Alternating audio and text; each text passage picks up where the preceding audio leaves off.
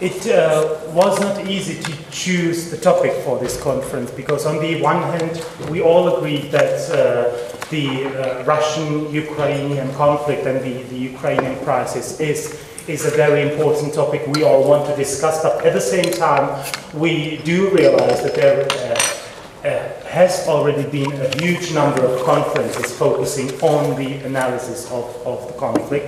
So what we decided to do is to focus more on the determinants of the conflict, on the broader determinants. And we started from the general discussion in international relations theory that asks first about whether what matters is domestic factors or structural international systemic factors, and second, whether economic factors or political factors are more important in foreign policy making. And starting from this, we developed the three panels, the first focusing more on the structural, the regional perspective and the EU's reaction to the regional development with the new shape of the European neighborhood policy following the very recent summit in Riga, which was a great disappointment to many in this respect. And then moving on to the second and third panel, focusing on the domestic determinants. First and second panel on the EU domestic determinants in individual EU member states, and perhaps asking whether we can find some similarities across the EU. And then moving on to the third panel, dealing with the Russian domestic determinants, and in particularly focusing on the oft neglected issue of the economic situation in Russia, not only related to the sanctions, but more generally to the economic structural problems Russia has been facing now for some time.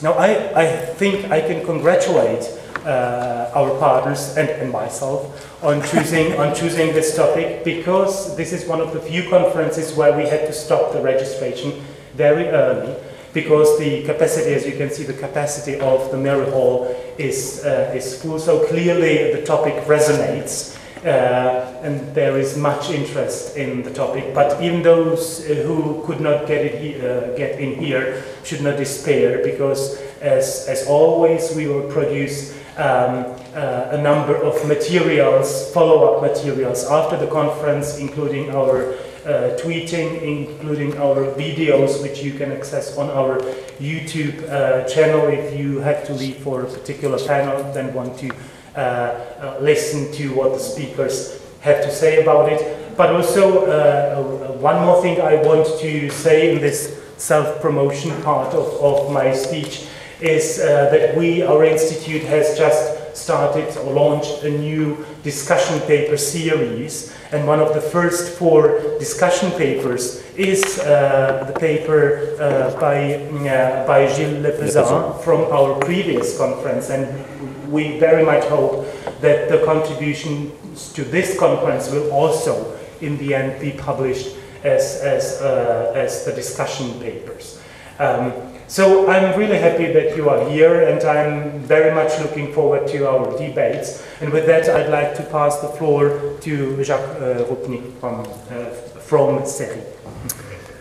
Well, thank you very much. I think you've said it all about the outline of the program, so that makes my task very easy. I'm very pleased that this Franco-Czech cooperation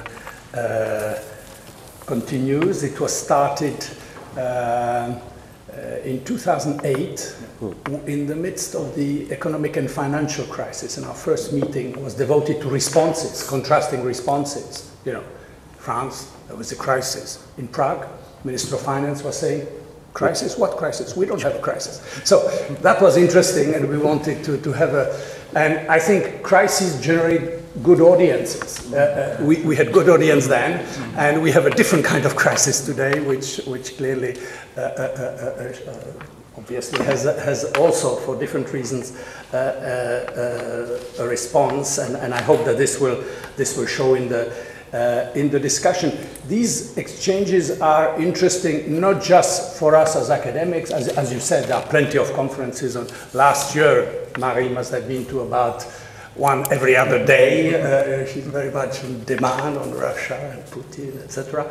I mean, we've been to a number of them, but the interesting thing is that we have a slightly different take on it. As you've outlined, we try to look at the specific crisis, at the European dimension, at the national determinants, and obviously just comparing, we'll get to that in the discussion, Czech and French positions maybe, that in itself is enlightening about the broader European debate. So I think this is beyond the strictly academic interest, that this has also, I think, a value in itself. And I think that I don't have to stress the importance of the topic because actually the first panel will immediately drive us into that. But yeah, we have a new situation in our neighborhoods, and I should use that in plural. We will be discussing one neighborhood, but we should constantly bear in mind, I'm sure it will, well, if nobody else brings it, I will bring it in. So, that is the other neighborhood as well. And the interplay between the two, obviously, is of importance to us. With that, I'm very pleased that, of course, Christian, who needs no introduction in Prague because he was head of CERI-Sciences, the French Center for Social Research here in Prague, and who is a specialist on European institutions, European foreign policy, and Marie Mandras, of course, who is a leading expert on Russia and who you well know. So I'm very pleased that both of them are, so to speak, part of the Sciences Po CERI team. And with that, I pass the floor to the chairman I've just mentioned.